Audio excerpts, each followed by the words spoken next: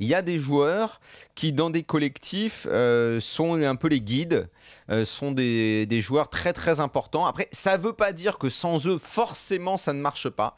Mais des mecs qui ont une personnalité hors du commun, qui sont même dans leur pays des sortes de grandes figures, d'idoles, de guides, et qui leur donnent une autre dimension. Je disais tout à l'heure, je pense que le Zidane de 98... Maradona 90, hein, voilà. Maradona 90, il arrive blessé à la Coupe du Monde. Ouais, le Zidane 98, non. En revanche, le Zidane 2002, je pense que tous les joueurs se regardaient, disaient ouais, s'il n'est pas là, pour nous, c'est pas bien. Parce que c'est notre guide. Je pense que si Cristiano Ronaldo va pas à la Coupe du Monde, pour le Portugal, les joueurs vont se regarder dans le vestiaire et dire il nous manque un mec. Messi pour l'Argentine, Falcao pour la Colombie, où c'est vraiment un personnage à part dans ce pays et dans le football de ce pays. Et ça ne veut pas forcément dire que c'est le meilleur, pas le meilleur, c'est un peu au-delà. C'est la dimension du grand champion.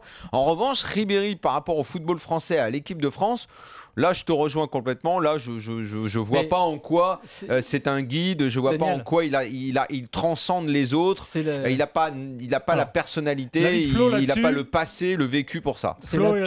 C'est l'atout, le handicap de la France aujourd'hui. C'est-à-dire que c'est le handicap. Qu'elle n'a pas de joueurs hors normes. On n'a pas de joueurs hors normes, on le sait. Ouais. Et donc, c'est un handicap quand même, parce que quand tu as connu Platini ou Zidane dans une équipe de France, évidemment que c'est un handicap. C'est Ibra avec le PSG dans le match retour contre Chelsea, où les mecs sont dit merde, il nous manque un mec. C'est un atout aussi, parce qu'effectivement, tu as raison. J'étais en train de réfléchir, je faisais la liste et je me disais pour lequel on pourrait se dire mince, il nous manque ce joueur. Aucun. Non, pas en équipe de France, non. Donc, quelque part, c'est pour ça que je dis ne faisons pas un drame de ça. Je te dirais que si Deschamps, avant d'envoyer sa liste, finalement, il décide de l'enlever.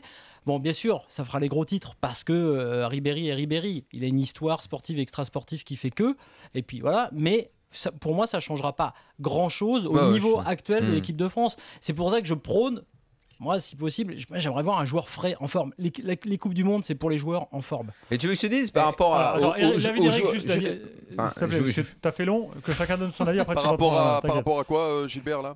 Par rapport au fait de savoir si... Et voilà, non, mais ce qu'on disait, ce que Bruno disait, si Daniel rebondissait, voilà. En gros, sans lui, est-ce que pour toi, on y perd, quoi? Là, aujourd'hui, donc on est d'accord que c'est un garçon qui est diminué, on ne sait même pas s'il va jouer, donc tu perds pas.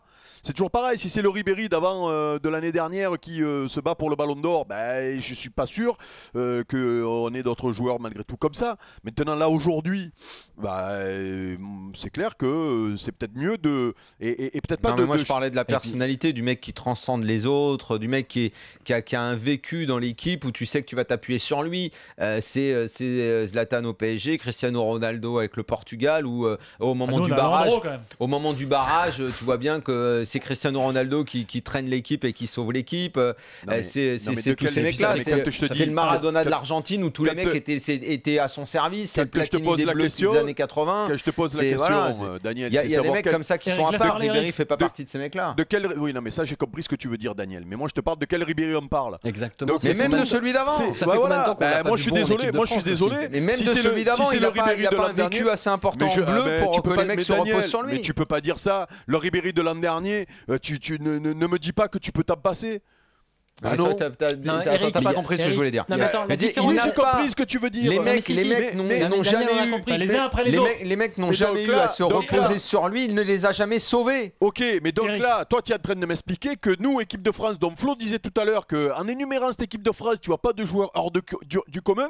Et nous, petite nation, donc en réalité, puisqu'on est, je sais plus combien au classement FIFA, qu'on est passé par les barrages et encore de quelle manière on s'en souvient, on est capable, nous en France, puisqu'on est plus fort que les autres, de se passer un mec qui a lutté pour le Ballon d'Or l'an dernier.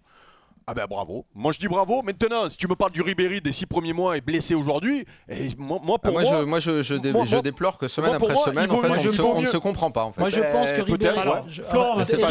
Donc si on va parler concrètement, Daniel, le Ribéry dans ce moment, en plus avec la blessure, il vaut mieux un jeune à 100% que le Ribéry de maintenant. Bien sûr.